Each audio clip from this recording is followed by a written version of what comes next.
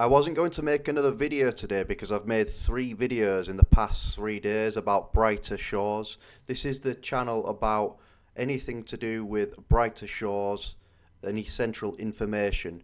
What I've got for you today is some breaking news and some updates regarding Andrew Gower and the types of aspects that are going to be within the game. Now, Andrew Gower has recently tweeted, and this is coming hot off the press, about 2 hours ago, about once you learn the sense spell, you can highlight everything interactive nearby. No more hunting around for small items. So it seems to be that there is going to be spells within the game. I don't think that that's a surprise in the sense that there was going to be magic in the game. It did show magic elements within the trailer, but what they are now showing, as you can see by the rolling footage on the screen, is that there is going to be this spell that allows you the ability to see your surroundings in terms of enemies nearby, their levels, and who they are, and also resources nearby. Now, this could have plenty of implications into the game in terms of game design and where they want to go with it. Does that mean that when you go to different areas of the map, and we have this kind of mist around the game, right, where you can't see your immediate area as you move, you can only see the recent tiles next to you. What I can see from the trail, that's what it shows. But on this, does this mean that we won't actually see necessarily the level of the enemies that we're going to be facing straight away? And actually what that'll mean is that if you use this sense spell that's available, then you're going to be able to see what level they are, whether you can actually take those monsters on, whether you need to go to that area or try to avoid that area. So kind of like an avoidance mechanic, so you don't get caught out and then end up dying by like a high level mob that you just do not want to go and face. So this sense mechanic, in terms of a spell that can be done, has utility within the game in terms of movement. Of course, when you talk about old school RuneScape, we did have sense the idea that you would be restricted to your movement in certain spells, right? So, for example, there was Ice Barrage, right, where you get frozen and you can't move for 15, 30 seconds or whatever it was. But with this skill, what you're going to be able to do is to see what's nearby and every item nearby as well. So that's going to help you in terms of what you want to find. Also, it looks like you can do fishing in this game, so you've got individual fish that you can see in the water there, and well, basically it may be that you need to catch certain ones or only collect a certain fish, so that way you got to use this sense spell to then go hunting for the items that you actually need. So that could have many implications when it comes to gathering, because it sees that it's not just the actual monsters that are actually, pinged by this spell. It's actually the resources that are also pinged by this spell and the surrounding objects as well. So what does this mean in terms of future updates and how you could use this spell? It means that it could be implicated in a variety of different ways. So I think that's quite interesting to know. And we already know if this is just one of the spells that they're showcasing, it sends a sense of direction in where they are going with this game.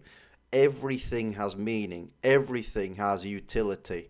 There is something in theory, in business theory, that's called utilitarian theory, and all that about that is what is useful to the individual customer. Whether they find something useful or whether they find something exciting, which goes into like hedonism and hedonic theory.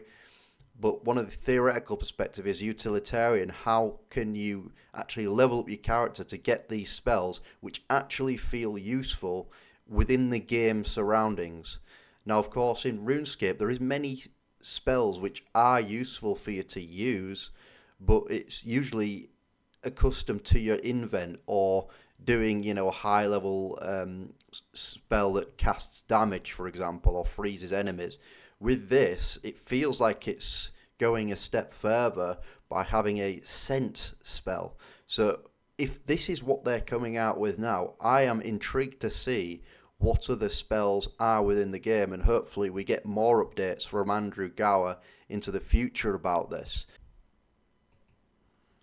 I also just want to point out the other spells that are in the game. So if you check the trailer on the 47th second, so just a bit before that, let's have a look what it shows.